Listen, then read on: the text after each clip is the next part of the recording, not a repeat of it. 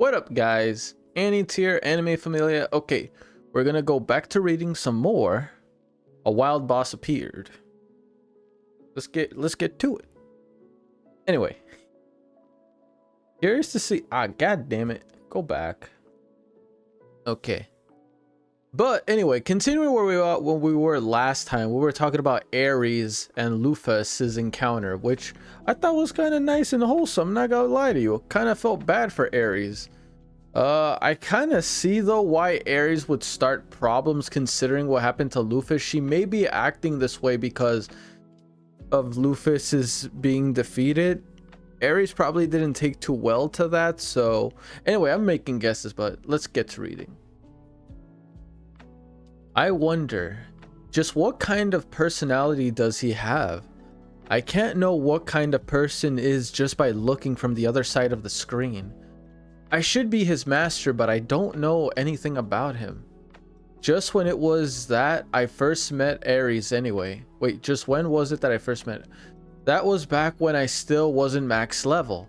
Right, it should have been around when I maxed out my warrior and grappler levels. Grappler? Never heard of that. And just started leveling tamer. Around then I was wondering what kind of monster I should tame for my first one.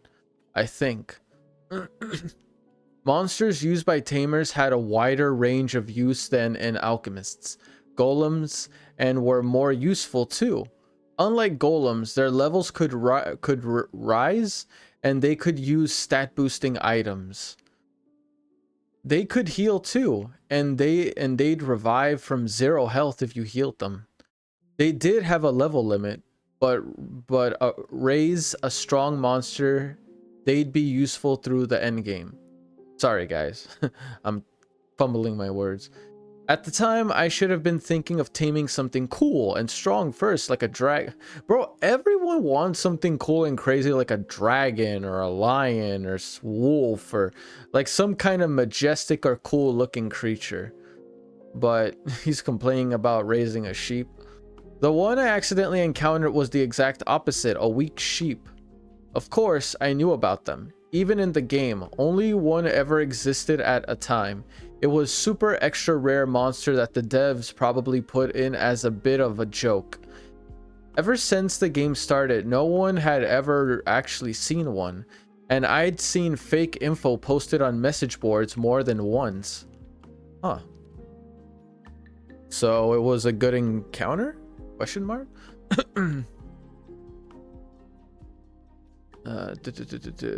I decided on a whim to tame it. A monster that I accidentally found. For some reason, it didn't run away, and when it finally attacked, it was so weak that I was actually pretty worried at first. But still, it was my first monster. Of course I'd get attached. Well, that's true. It's like, I remember, like, for example, if I were to relate this to Pokemon, I remember the first Pokemon I ever captured was a Caterpie. I feel like a lot of people can relate to that. So because I captured a Caterpie, I've grown attached to this Pokemon. Even now to this very day, if I could, I'd capture a Caterpie every freaking time. And I wouldn't even be ashamed of it, just because, again, it was my very first Pokemon I've ever caught. So it holds sentimental value. Yeah, think about it. I think that's the reason why I like bug Pokemon so much. Because my first Pokemon was a bug Pokemon. Oh, go figure. Maybe that's the reason. Anyway. At any rate, I leveled him like my life depended on it and ended up using a lot of stat boosting items too.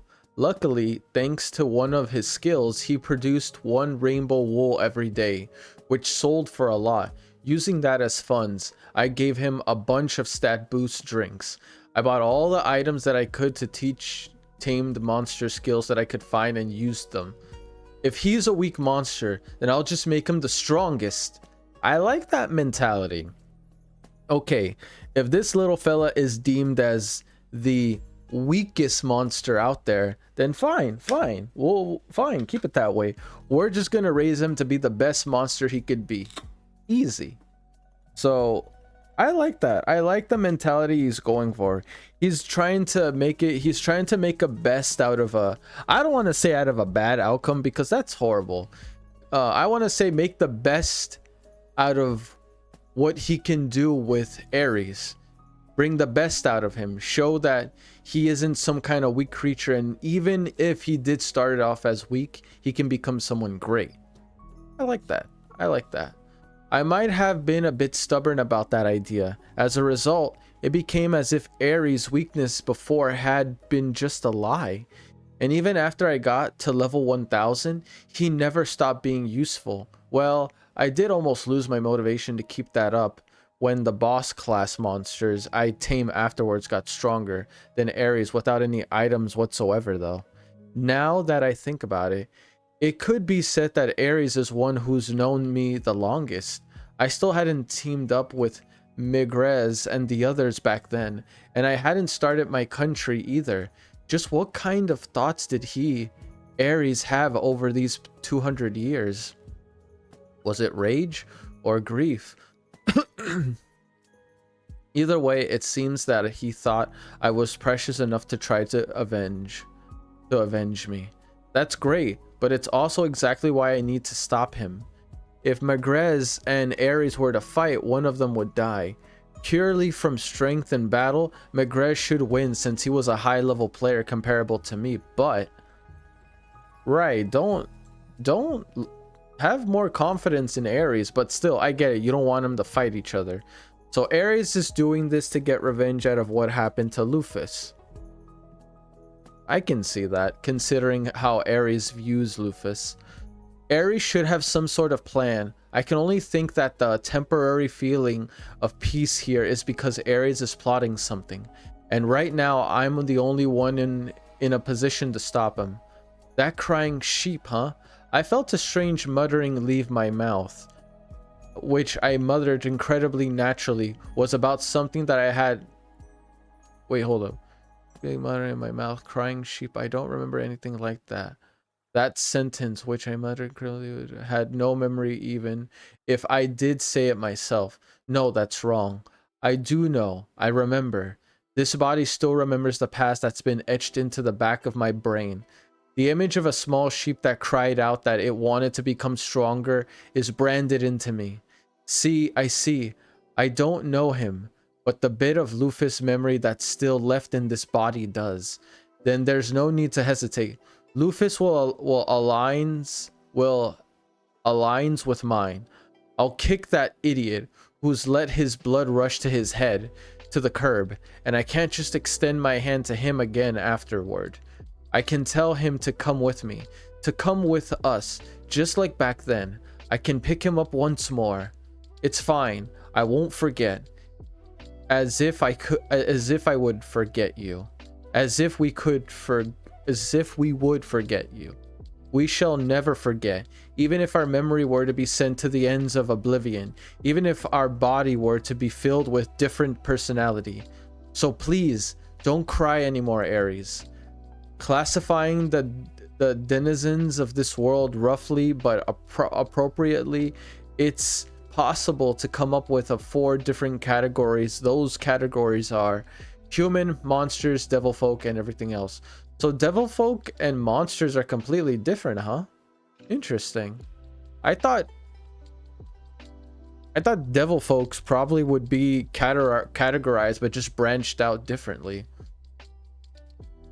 First, humanity consists of 7 main races. Humans, the Heavenwing, dwarves, elves, halflings, vampires, and beastmen. Huh. So, basically crossbreeds. The conditions for being a human are, well, they're subjective. If you require humans to be bipedal, then orcs and goblins fits, but they're treated as monsters since they don't understand speech. So basically whatever is able to speak the human language is categorized in the human species. No, well, they are intelligent enough to speak, but somehow it's way too hard to communicate with them, It's probably a difference of values. Next is monsters. The category is for special living things other than humanity that have transformed and evolved due to mana.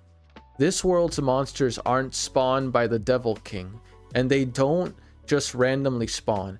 It's said that all monsters used to live in this world as normal animals, so the change of versions of those are monsters. To be honest, elves, dwarves, halflings, and beastmen seem to be former humans that have been transformed by mana. Interesting. I like how we're getting lore on the different species and subspecies, but we don't call them monsters. That part is pretty vague and half-assed. Devil folks, this is the one I want to get to more. What are devil folk? Well, I'm not exactly sure. Even in the game, they had an astonishing lack of backstory. One of the most convincing theories is that they're a secret 8th race of humanity that's been changed by mana. I guess they are probably not all that different from vampires. Also, they're different from monsters if they're both probably mutated from it. Mana seems like it's affected different living species in several aspects. Like if you are like influenced by mana, it can not only change you like internally but physically as well. Actually kind of scary. It almost makes you not even want to like be exposed to it, because it almost sounds as if they're referring to mana as if it's some sort of chemical or some kind of, even though mana in most like lore, I'm not talking about just in this series, but I'm talking about in several stories, mana is considered a source of energy, life force, you could say. But in this case, it's almost as if it was some kind of chemical or mutagen or some kind of substance that caused a mutation in all living species. Again, it's kind of creepy. Of course, they're devil folk who bring monsters around with them, but they're just using tamer skills, so it's the same as us. However, even though it's a game thing, they were able to do some cheater ass shit like use more than one monster at once. That is kind of cheating. Devil folk almost sound like they're like demons or something.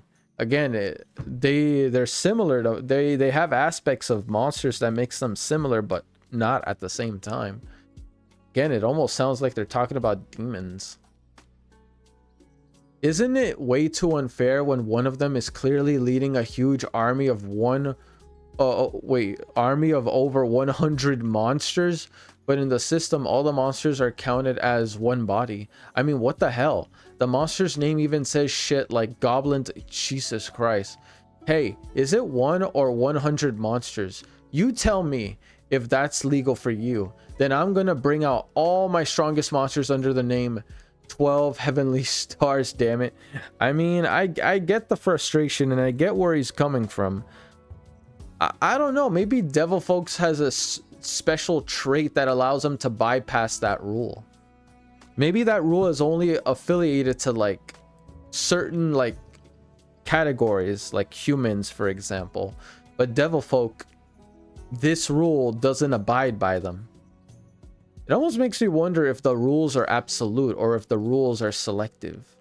Anyway, shit, no. There was a goblin in the 12 heavenly stars. Lastly, are those that fall under the category of everything else? Or this, well, it's as it says on the tin. Excuse me. Anything living that doesn't fall under any of the above 3, like animals and fish and bugs and stuff, it's kind of a way too rough, but it wasn't that important in the game.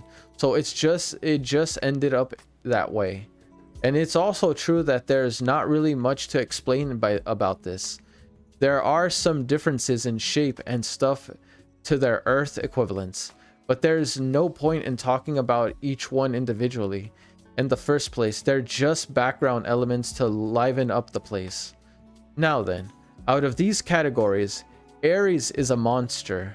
Well, I managed to tame him using monster tamer skills, so of course he's a monster, but to be honest, Monster tamer skills are pretty haphazard too. To put it bluntly, as long as it shows up as an enemy, even if it looks human, even if it looks human, for example, you can even treat vampires and dark elves as monsters and tame them. The worst players would exclusively tame bandits and pirates and the like and call themselves human tamers instead of wait a minute. So this isn't real. Okay. This almost seems like this clearly this tamer skill. Yeah, this isn't like solidified to just monsters. I guess depending on the level and stats and situation, if you, as long as you're stronger than the whatever it is you're opposing, you can tame them. Interesting, but at the same time kind of weird skill. I can see why human tamer is crazy though. It makes me wonder, what if a monster is able to learn tamer skills? Can they tame like other monsters like themselves or demon folk or even humans? That's kind of out there, don't you think? Anyway.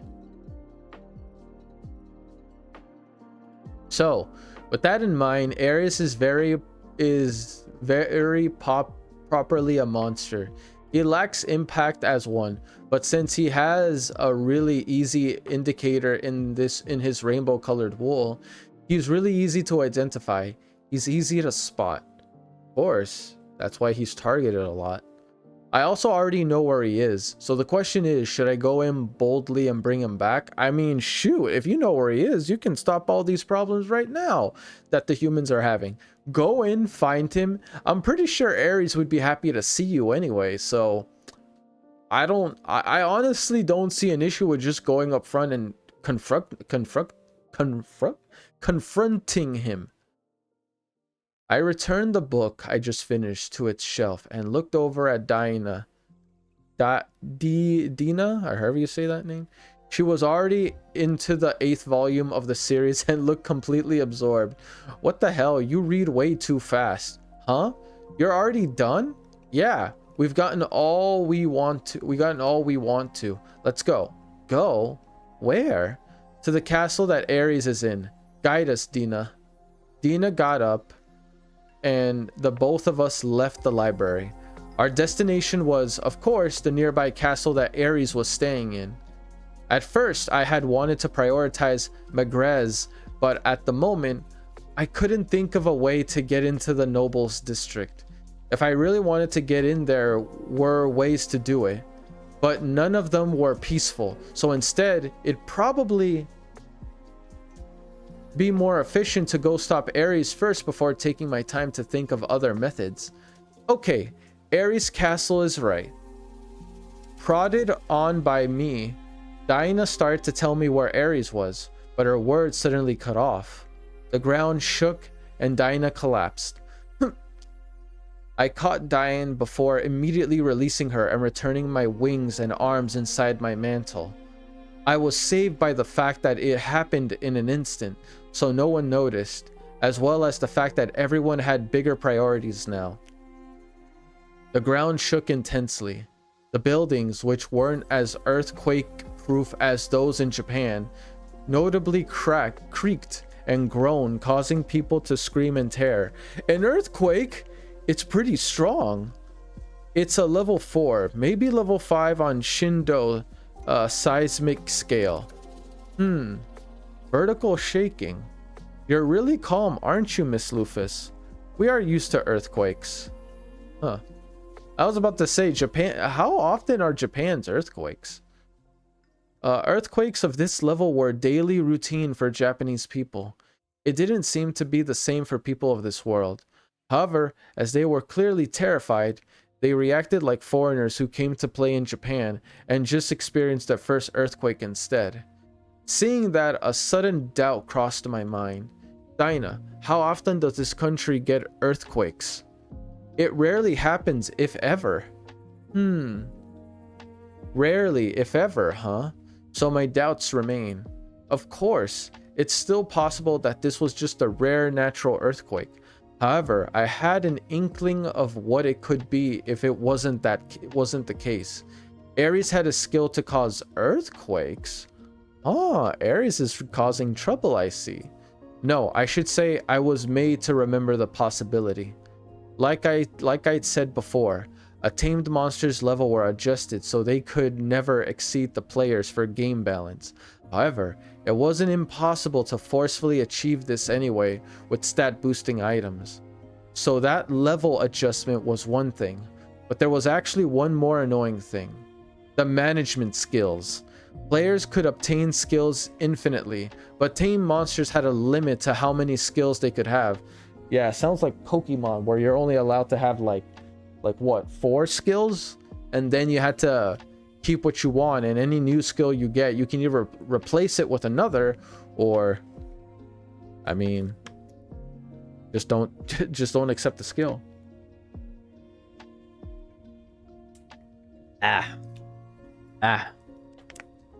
Ooh.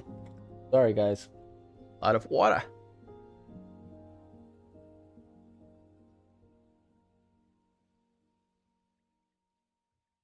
Okay, like I said, most. Okay, players could, yeah. Limit skills they could have. That was their level 50. That was the number of skills a tamer's monsters were allowed. And the skills a monster could learn were widely categorized into 2 types. A monster learned by leveling up, and one monster learned through using an item that... Bro, this is Pokemon. This is quite literally a Pokemon reference. I like how quite literally we are just getting an overall reference to what Pokemon is. Like, bro, the series is literally making Pokemon references. Like, it was already getting there, but the moment they said like, oh, it learned the skill through level up, or one that was taught to it, I'm like, nah, bro. This is 100% Pokemon. Are they actually games out there, like, you know, like tamer, animal, monster-ish kind of games, where like a monster slash animal is able to gain skills through leveling up, or if it's been taught, kind of like a TM move? I don't know. If ever, not a whole lot of games do that, at least based on my opinion. Could be wrong though.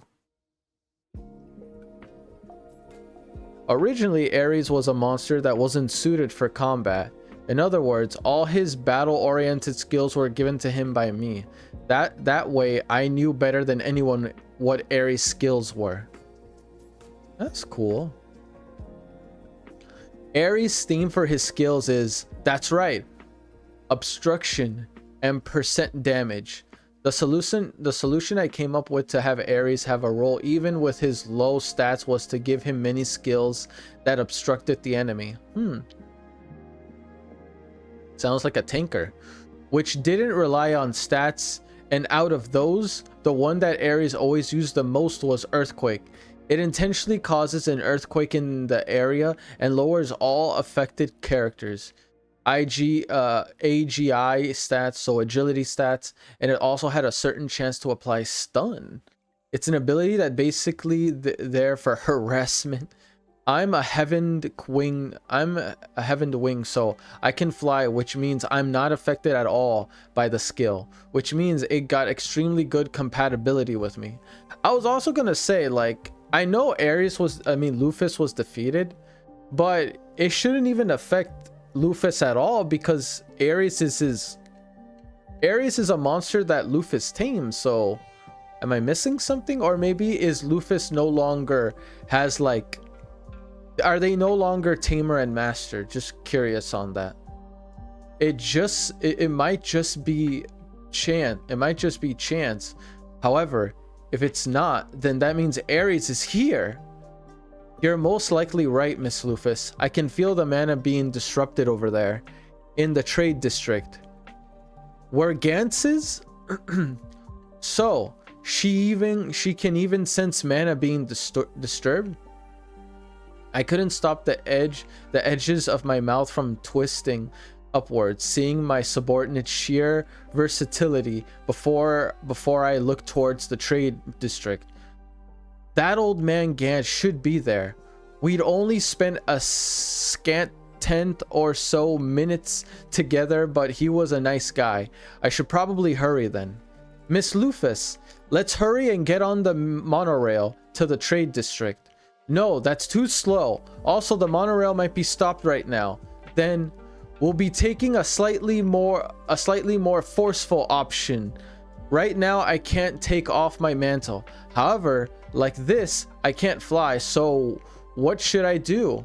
It's easy. I just need something else to be my wings instead. The materials. Yes, that'll do. I spotted a collapsed building at the edge of my vision. It must have been really weak to earthquakes, since something of that level already caused it to crumble into brittled pieces. I sent my will towards that building and activated my alchemy. I do somewhat feel like a thief, but it doesn't seem so bad if I think of it like removing rubble from construction site. Right, it's already destroyed in pieces. Might as well make use out of it. I don't think anyone there would mind. I completed a simple vehicle that both Dina and I could ride on. To be more specific, it was just a huge triangular base. By itself, it would be nowhere near a vehicle. That's how cheap it was. Get on, we shall fly. It looks like we'll fall instead. Then grab onto our back. I quickly got on the thing and Dinah followed on after me. Clinging to my back, once I'd confirmed that she was safe, I activated my ESP. Use Psychic Throw on this base. The transformed piece of rubble, with us on top of it, was treated as a singular weapon and flung through the air all at once. Now then, please let us make it. So essentially they were flinged. The ground shook, as did the mana. Something's coming. Something incredible. Someone terrible is coming this way. That was something Gantz understood, not through reason, but through the instinct he had cultivated over his battles up till now. Orders. All mercenaries on standby are to arm themselves and gather at the front border ASAP. I repeat, all mercenaries gather at the front border immediately. The messenger soldier ran around shouting orders, causing the trade district to buzz with noise. Due to necessity, the trade district was poisoned to the most was positioned to be in the most danger of being attacked. Naturally, mercenaries and soldiers were constantly posted around the area, and they'd always stop my attack. However, the fact that they were calling those that were off duty as well meant that the situation was serious. The mercenaries hurried to gather together, and the gate guards were forming up before the border. Going along with the flow, Gantz equipped himself and ran out of the entrance to the trade district. Boss Gantz, what's going on? As if I'd know. Gantz met up with another fellow mercenary on the way to the name oh my god, sorry guys. Mercenary on the way by the name of Johnny, and while they ran, Johnny asked Gantz that what was going on, but Gantz didn't know either. However, his instincts as a warrior were warning him. It starts today. A fight bigger than anything before, a fight to protect this country, but this atmosphere. You get it, right? It makes my skin tingle. It's here. The final battle that's been on the way for so long. So that means Ares is attacking. On the way. Everyone was predicting this would happen eventually. The war with Ares had reached a stalemate, but that wouldn't last forever. At some point, Ares was going to attack again with everything he had, for sure. Everyone withstood that and feared it, understood that. And that moment was on the way, was here. Captain, oh, you're here, Gantz. By the time they'd reached the border patrol had already finished getting into formation. Gantz found the large man that served as his captain and ran over to meet him. Although they were in different positions as a soldier serving his nation, a mercenary hired for money, they were still both comrades protecting the same place. The two recognized and trust each other. I mean, you gotta have I mean, in this situation, all you could do is get ready because Ares is coming and he's not showing any mercy. He's about to settle the score. I'm just saying. In response to Gantz's question, the captain silently handed over a pair of binoculars. That probably meant that it'd be faster for Gantz to see for himself. I hope we get to see how Ares looks like soon. Looking through the binoculars, Gantz laid eyes on a nightmare that he would rather have never seen, covering everything in his vision. The army approaching the border was an avalanche of monsters and more monsters. The huge army that consisted of who knew how many bodies pushed ever closer with no sense of order or discipline. Wow, looks like the enemy's being serious today. Yeah, the question is, why now? Just what happened to set this off? Or did he just suddenly feel like it? As if I'd know. It probably just took this long to gather that many of them, right? More importantly, what do we do? Are you seriously telling me we're going to have to keep that at bay by ourselves until the main army arrives from the castle? Gantz said sarcastically, resting his favorite axe on his shoulder. Right now, the guards at the gates numbered a total of 500 men, and with 200 mercenaries, that made for a total of 700 fighters. There was a limit to how lopsided a fight could get. There just weren't enough of them. There was still a chance of them being able to resist if the main army were here, but it was likely that they'll all be killed before buying enough time for the army to arrive. It's crazy, but we don't have any other choice. They've already gone out of their way to make a greeting and give us time to get ready, so we have to answer in kind. They're like, fuck it. We're already here. The enemy's on their way. Get ready, bro. Ready or not, here they come.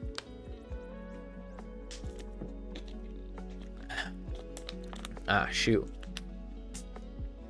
But yeah, essentially, the monsters are on their way. Again, I'm just hoping we can see like an image, like how Ares looks like. Cause I still don't have any idea how this person Ares. I know they're meant to be like a sheep or like a ram, right? But I don't have like a clear view. Anyway.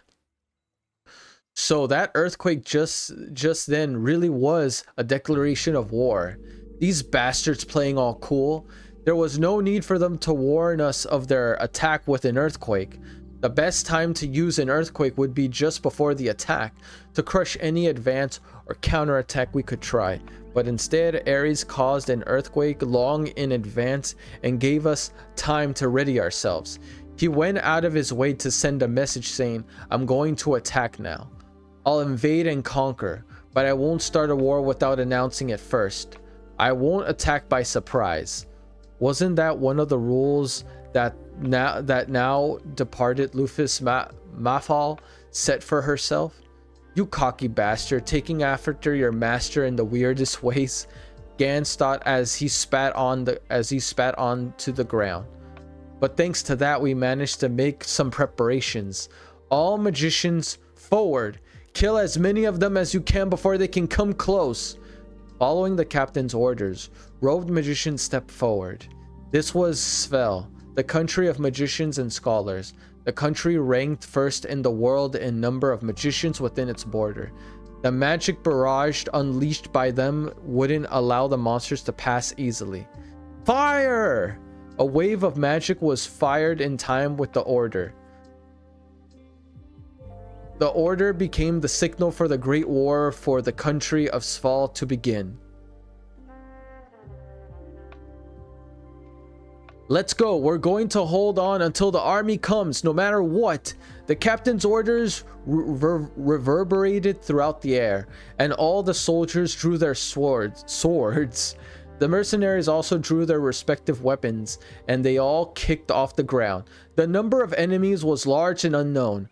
The long-range sweeping fire and magic should have lessened their numbers, but the original number was so large that it was actually hard to tell if it made a difference. Oorah! Gans howled and bisected an approaching monster with his gigantic battle axe. A great warrior that anybody making their living as a mercenary should have heard of at least once. That was Gans, although he didn't quite reach the level of vaunted sword saint. His skill still ranked at the top of the world. He would bury any half-baked monster with a single strike and would cleave straight through shields and armor to kill the enemy within. Come at me, you monsters! I'll slice you all in two! A second strike, Gans sliced a howling wolf, a wolf-shaped monster, in two as it jumped at him. Damn, he's strong as shit. A third strike, Gans cut down a living armor, an empty but moving suit of armor, as it tried to attack him from behind. Sounds like a ghost, probably. A fourth strike, Gans struck down a bird monster that tried to descend on his head with the haft of his axe before slicing it apart while it was on the ground. Urrah! Slice, cut, slice. Even after putting down every monster that came at him, one after the other, and being bathed in their blood, Gans didn't rest. In the blink of an eye, a small mountain of corpse piled up around him, and that pile only grew bigger. Wow, so that's Gans, the man hailed as the strongest mercenary. Okay, I thought Gans was kind of like a scrub, but guys, no joke. Literally no joke. What unreasonable strength. The other soldiers around him reacted in wonder and amazement. That was just how strong Gans was, and just how isolated he was from everyone else. Basically, everyone looked like shit compared to him. However, no matter how strong he was, Gans was still human. There was a limit to how many monsters he could take on at once, and no matter how many he killed, with the number of monsters present, he wasn't anywhere near strong enough to push them all back. There was no doubt that Gans fought ferociously. However, that was almost meaningless in front of the sheer mass of monsters that was thrown at him. Johnny! One of Gans's friends screamed as he died. Damn. Gans looked over and saw that his friend Johnny's throat was ripped out by a leopard monster before his body was swallowed up by a wave of monsters in the next instant and disappeared. War is merciless. Life is wept equally, whether one knows a person or not. Even a friend who was just recently laughing with you can be changed into a corpse. Gans had experienced that countless times. It was a fact that he knew well. However, no matter how many times it happened, he never forgot the rage that followed. Damn. Nah, he's really going through it, man. You bastards, how dare you! Gans swept away all the monsters swarming Johnny's body with his axe. However, he was already too late. The little bit of Johnny that Gans saw after driving off the monsters was no longer in the shape of a human. What was left was also quickly trampled on by other monsters. It would surely continue to be trampled all the way until the end of the battle, at which point it would just be some sort of mass of colored painting the... Jesus Christ, bro. Bro, a moment ago everyone was chilling and now a war breaks out. Yo, Ares is merciless. Is this still the same Ares we saw in the flashback? Bro, this sheep became a demon. Quite literally a demon. God damn, Ares, what are you doing?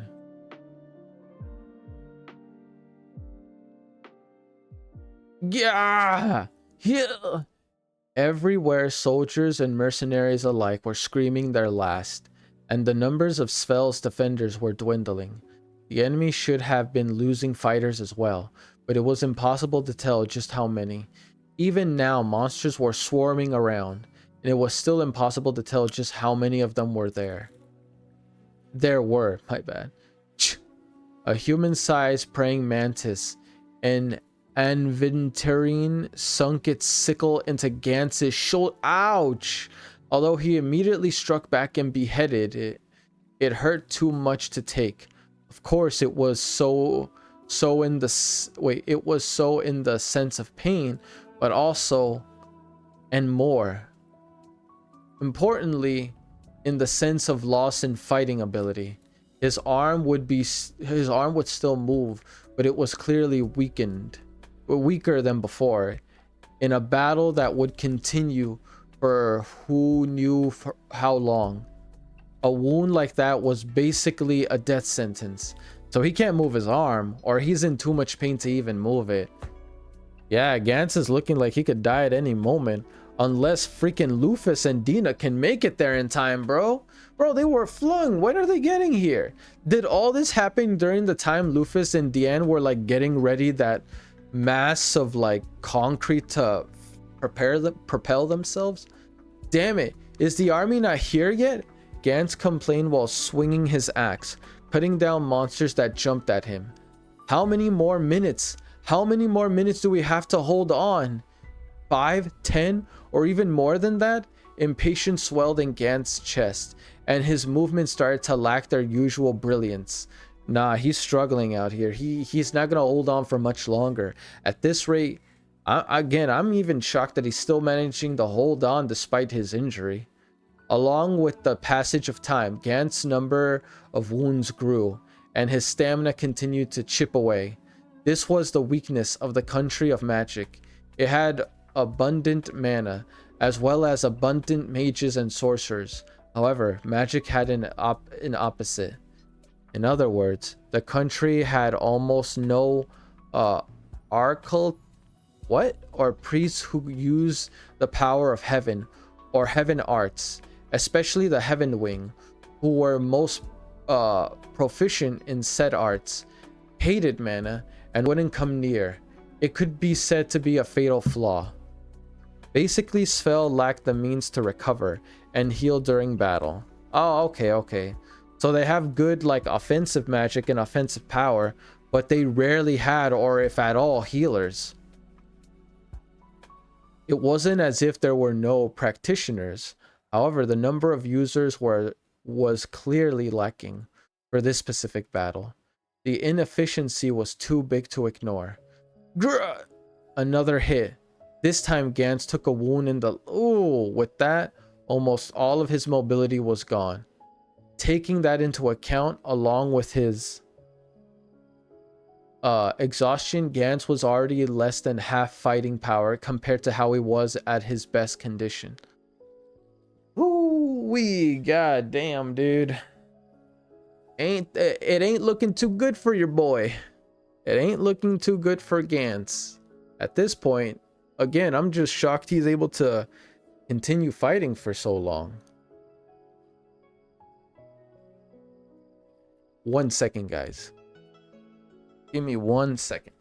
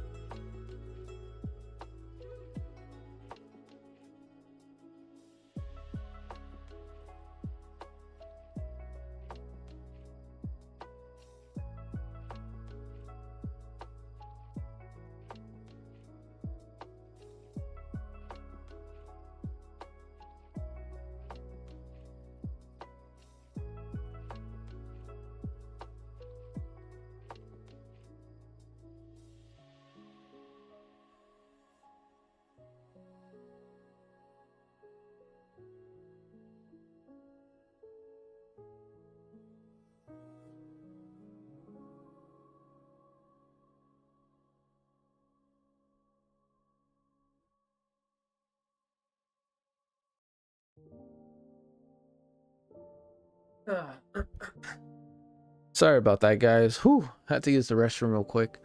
Oh man. Whew. Sorry about that. I'm probably just gonna finish reading this passage right here, and I'm probably gonna call it, because after this I should be at page 99 and 100. Yeah, I'm just gonna call it after this. Anyway, exhaustion, fear, and resignation started to creep into Gantz's heart and take over.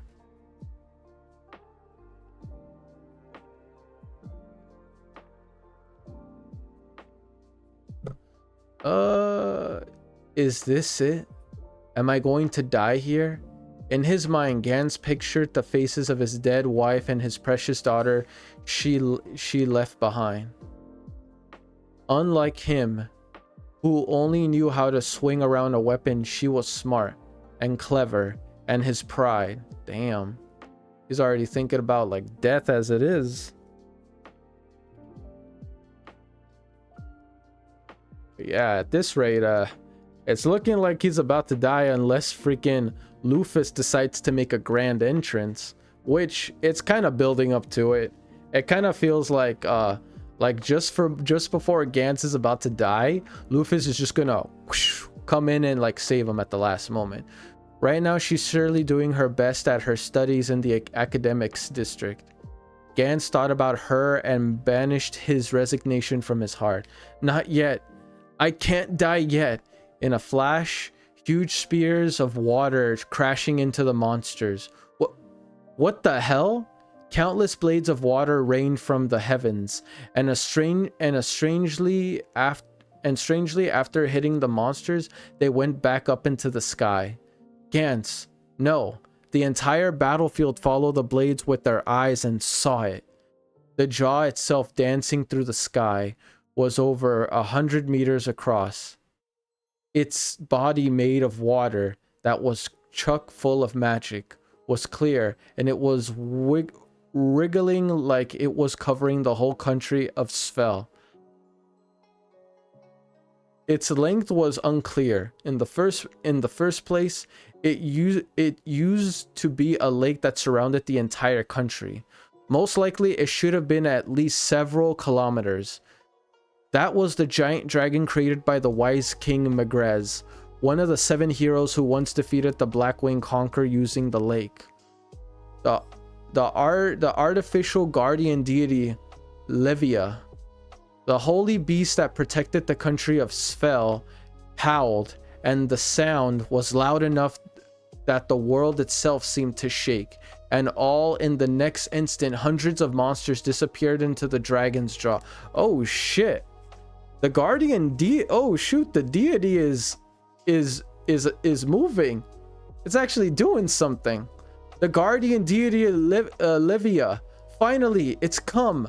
The captain, covered in wounds, muttered in blank amazement as he watched the giant dragon. Now look at this magnificent form. What impressive gallantry, and what a beautiful dragon. This is the pride of Svel, the strongest iron wall of guardian deity, Levia. It's invincible. As long as this great guardian is here, even the Devil King or the Blackwing Conqueror would break. The dragon's presence was so overwhelming that the defenders believed that. Soldiers, you've held on well. The next voice they heard was the cornerstone of this country's defenses. Everyone gazes gathered on the speaker with looks of respect. His long, white hair fluttered in the wind. His eyes were sharp like blades and held the glint of great knowledge. And he had the signature doll-like proportional face of an elf.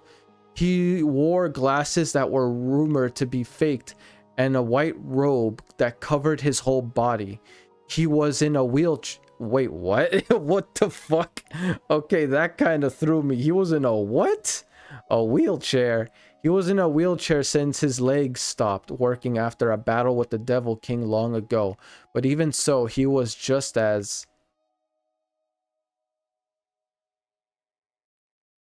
reliable as ever. One of the 7 heroes, the wise king. Oh, Megrez came. Oh shit, so that's how he looks like. Yeah, basically how they described it. But wait, he's in a wheelchair. Holy shit. Bro came out of nowhere. I did not I did not expect that. I feel like we were gonna see Magrez at some point, but I did not expect the boy to come out of nowhere like that. That was kind of cool. That honestly, that was a good way to end it. That was actually a good way to end this read. Sorry guys if I was fumbling over my words. I'm actually surprisingly tired today. So yeah, sorry if I fumbled over my words, but I really wanted to get into this next couple pages of A Wild Last Boss Appeared. These were actually really freaking good, bro. Magrez coming out at the last moment. They needed that to happen because everyone was just getting slaughtered, despite the fact that like the soldiers were like fighting several hundred like monsters and they were still getting wrecked and, like the story said, chipped away. Thank goodness. I was kind of worried. I thought Gantz was about to die. I'm like, no bro, don't kill Gantz. He's a good guy. He lost his wife and he has a daughter. Like, come on bro, don't do this to him. But thank goodness he ended up being saved by Magrez. I wonder how Magrez will react to seeing Lufus again. It'll be an interesting reaction, that's for sure. But yeah, no, honestly, this was great. You guys overall let me know your thoughts on this read. What is your opinion on Magrez's appearance? Do you like it? Do you dislike it? Is he how you imagined? In it, like when you got to this point in the story, was this what you imagined or did you had something different in mind? But yeah, gonna end it right here though guys. I'm actually getting very sleepy, so I'm going to bed. Peace. I'm out.